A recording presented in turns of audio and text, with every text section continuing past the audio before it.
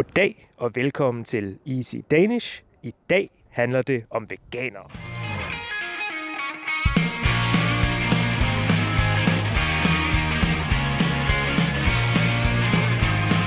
Er du veganer? Nej. Nej, det er jeg ikke. Nej, det er jeg ikke. Absolut ikke. Nej, det er jeg ikke.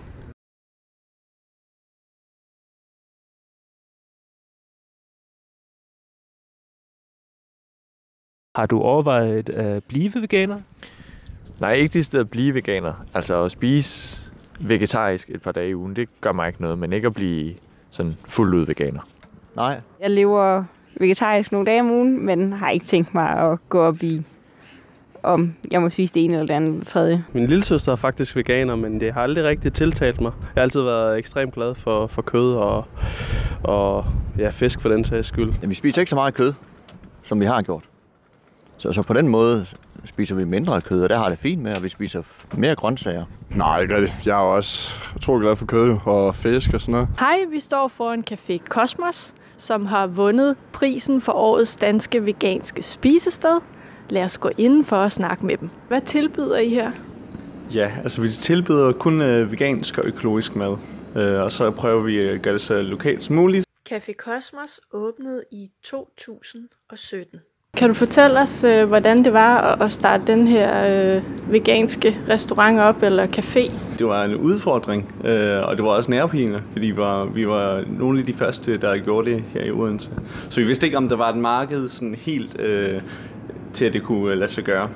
Vi kan helt klart mærke, at der er sådan en kæmpe bølge, der er på vej, og det er ved at blive større og større. Og vi kan også rigtig mærke, at det rammer ikke kun de unge, som vi havde troet i starten, men det rammer altså også de ældre generationer. Når man lever som veganer, får man så de næringsstoffer, man har brug for?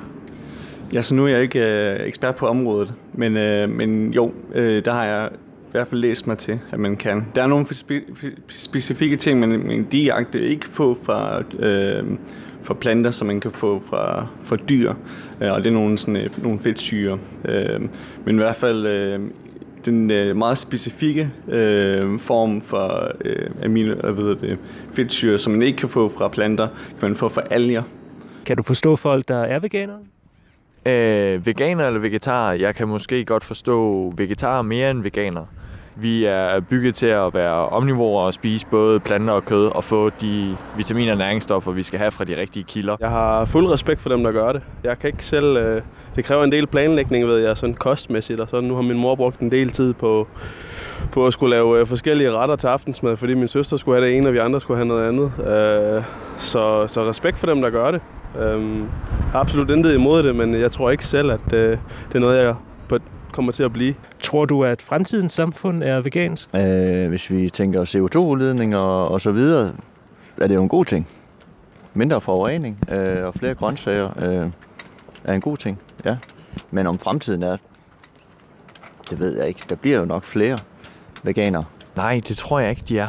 Jeg tror simpelthen, det ligger i os, og vores instinkter og vores hjerne kan godt lide at belønne os for at få noget, som også indebærer kød og det smag, der er i det. Og det tror jeg ikke, vi kan få dækket ved en vegansk diæt på samme måde. Ikke 100%, men der kommer flere af det. Altså flere og flere kropsbevidste i dag. Og man er godt klar over, at specielt rødt kød er svært at nedbryde i kroppen. Altså der er flere, der går over til kylling, så jeg tror, vi kommer til at se en blanding.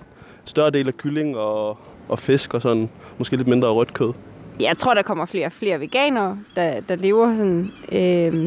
Men nej, jeg tror heller ikke, det er alle, der kommer til at leve på den måde i det lange løb. Jeg er ikke 100% sikker på, at det bliver 100% vegansk.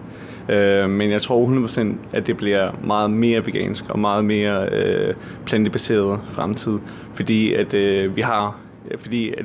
kødproduktionen belaster så meget, som det gør. Og det er simpelthen ikke bæredygtigt nok. Fortæl os i kommentarerne, om du er veganer. Vi ses næste gang.